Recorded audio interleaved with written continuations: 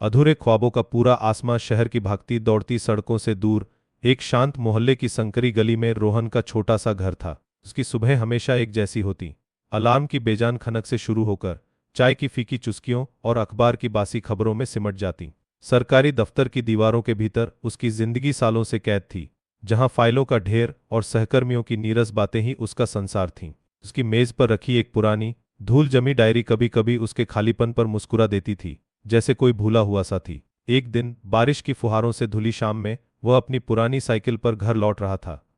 अमृता दादी की पान की दुकान के पास, जहां अक्सर वह एक पल रुककर सांस लेता था, आज एक नई हलचल थी। अमृता दादी, जिनकी आंखों में उम्र की झुर्रियों के बावजूद एक अजीब सी चमक थी, आज कुछ ग्राहकों से घिरी थीं। कि दुकान से आने वाली पान, कत्थे और इलायची की मिश्रित खुशबू हर शाम रोहन को अपनी ओर खींच लेती थी। उसने साइकिल रोकी और उसकी नज़र एक युवा लड़की पर पड़ी, जो अमृता दादी से कुछ बातें कर रही थी। लड़की के हाथ में एक पुरानी पत्रिका थी। दादी, क्या आप इस रोहन नाम के लेखक को जानती हैं? लड़की ने पूछा। उसकी आवाज में एक अजीब सी उत्सुकता थी। रोहन का दिल एक पल के लिए धड़कना भूल गया। यह सिया थी, कॉलेज की एक होनहार छात्रा, जो शहर के साहित्यिक इतिहास पर एक प्रोजेक्ट कर रही थी। अमृता दादी की आंखों में शरारत भरी मुस्कान तैर गई। हाँ बेटी, क्यों नहीं जानती? इस गली का हर पत्थर उसे जानता है, दादी ने कहा, और उनकी नजर सीधे रोहन पर जाकर टिकी। रोहन ने सिर झुका लिया। उसके कानों में दादी के शब्द किसी पुरानी धुन की तरह गूंज रहे थे। सिया ने उत्साह से पलटकर रोहन को देखा। क्या आप ही रोहन हैं? यह कविता, अधूरी उड़ान, यह आपकी है? उसने पूछा। उसकी आंखों में प्रशंसा की चमक थी। रोहन ने पत्रिका देखी। उस पर उसकी युवावस्था का नाम आर के लिखा था। यह कविता उसने दशकों पहले लिखी थी, जब सपनों के पंखों में अभी उड़ान बाकी थी। वो तो बस यूं ही लिख दिया था, रोहन ने बुझे हुए स्वर में कहा, जैसे किसी पुराने घाव पर धूल डाल रहा हो।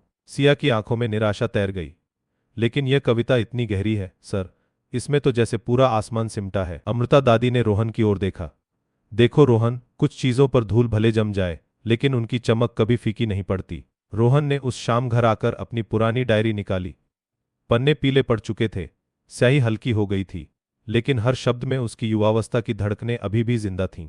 अगले कुछ दिन सिया अक्सर उसकी पान की दुकान पर मिल जाती। कभी वो किसी और पुरानी कविता की बात करती, तो कभी उसके कॉलेज के प्रोजेक्ट में मदद मांगती। रोहन पहले तो टालमटोल करता रहा, लेकिन सिया की ईमानदारी और उसके उत्साह ने कहीं न कहीं उसके मन के बंद दरवाजे पर दस्तक दी। उसे अपनी पुरानी कला दीर्घा की याद आने लगी। वह याद करता था अपने छात्र जीवन को, जब उसकी कविताओं में आग होती थी और उसकी आंखों में अनंत आसमान के सपने। असफलता के एक झटके ने उन सब पर धूल की मोटी परत जमा दी थी। एक शाम सिया अपनी एक अधूरी कविता लेकर आई। मुझे कुछ समझ नहीं आ रहा सर, शब्द खो जाते हैं, अर्थ बिखर जाते हैं। रोहन ने कविता पढ़ी। उसमें कच्चापन था, लेकिन एक अद्भुत ऊर्जा भी थी। उसके होंठों पर बरसों बाद एक हल्की मुस्कान आई। तुम्हारी कविता में पंख तो हैं सिया, बस उन्हें उड़ने की दिशा देनी है, उसने कहा। सिया की आंखें चमक उठीं। उस दिन से रोहन ने सिया को पढ़ाना शुरू किया। पहले तो झिझकते हुए, फिर धीरे धीरे उसके भीतर का कवि जागने लगा। वह सिया को अपनी पुरानी डायरी के पन्ने दिखाता, कविताओं के पीछे की कहानियां सुनाता। अमृता दादी दूर बैठी सब देखती, उनके चेहरे पर संतोष की एक शांत लहर दौड़ जाती। देखो, अब तो चिराग जलने लगा, वह फुसफुसाती। एक दिन सिया ने उसे शहर के वार्षिक काव्य समारोह में अपनी कविता सुनाने के लिए कहा। रोहन सकपका गया। इतने सालों बाद मंच पर? नहीं नहीं, मुझसे नहीं होगा, मैं अब वो नहीं रहा। उसके स्वर में पुरानी हार का डर साफ झलक रहा था। सिया ने उसका हाथ पकड़ लिया। आप वही हैं सर, बस आपने खुद को भुला दिया है। आपकी कविता में वो सच्चाई है जो लोगों को छू जाएगी। रोहन ने अमृता दादी की ओर देखा। दादी ने सिर हिलाया। उड़ान अधूरी नहीं छोड़ते रोहन, अगर पंख दिए हैं तो उड़ना भी सिखाया है। रात भर रोहन सो नहीं पाया। उसके दिमाग में सिया के शब्द और दादी की सीख गूंज रही थी। उसने अपनी डायरी उठाई और एक पुरानी कविता पर उसकी नजर पड़ी, रेत पर उकेरी दास्तान। सुबह उसने काव्य समारोह में जाने का फैसला कर लिया। उसके कदम उस मंच की ओर बढ़े जहां उसने बरसों पहले हार मानी थी। मंच पर जाकर उसके हाथ पांव कांपने लगे। भीड़, रोशनी और सामने बैठे लोगों की आंखें, सब उसे एक बार फिर निगलने को तैयार थीं। उसने आंखें बंद कर लीं।